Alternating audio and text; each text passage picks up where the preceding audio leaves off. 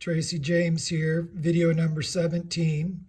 Before we get into the meat of this video, I got to tell you what prompted it. I live in southern Utah. Most of you know that if you've watched my videos before. And the rescue helicopter flew over the other day. We get a lot of tourists and a lot of people who go into the backcountry and don't understand the risks and what they ought to do. So that kind of prompted me to talk about things you should be doing when you're rock hounding and things you shouldn't be doing. Before I talk about those things, I'd like to give a big thanks to those of you who have subscribed already. The last video got the most subscribers we've ever gotten out of one video. That was 32. Really appreciate it, and I'd like to continue to ask you to like, subscribe, comment, and share. And especially comment on this video if there's anything you think I left out that would help people that are getting into rock hounding.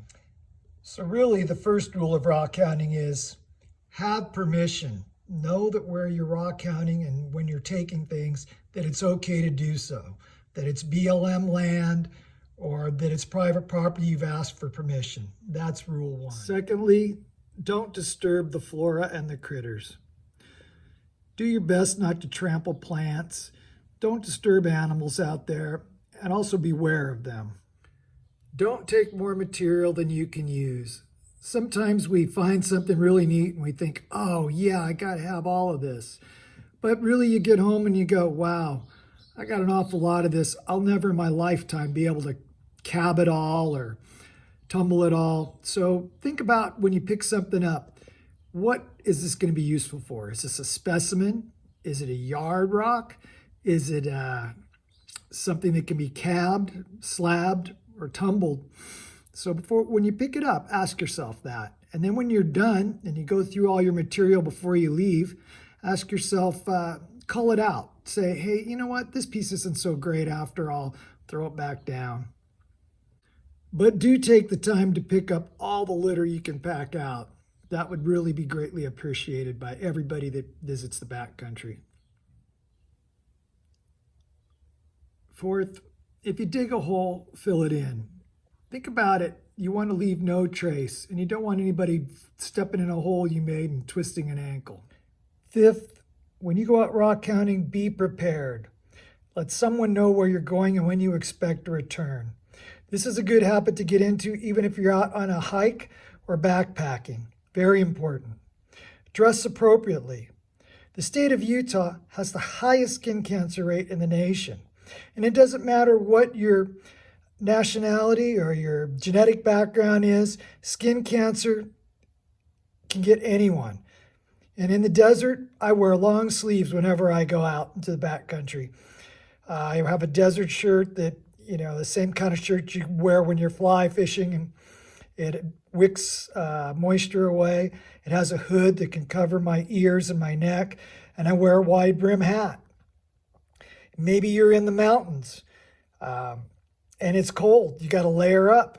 Might have to take gloves with you. Take a jacket. It's cool in the morning. It might be warmer in the afternoon. That's why I say layer up. The Sierras are that way. Wear the appropriate footwear. I can't tell you how many people I see taking a hike in the desert in flip-flops. There's cactus thorns, there's snakes, there's scorpions, not to mention the sun beating down on your feet and the matter that you're going to slip. Don't wear sneakers when you're out hiking. The flip-flops might be appropriate at a beach or lakeside, but certainly not appropriate in the mountains or in the desert. Don't wear these. They have no grip on scree and broken down hillsides of rocks. Wear these.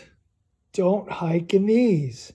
They might be appropriate at the beach or lakeside, but not anywhere else. Water shoes like this or water sandals like these would be a way better option in a stream or the lake or the ocean. So consider these. Take water, snacks, knife, matches, and any other first aid type things you can think of depending on where you're going. Sunscreen, first aid kit, blanket, anything else you can think of. Be prepared when you go out into the backcountry. And if you take one of these because you plan on beating on some rocks, then you better take a pair of these.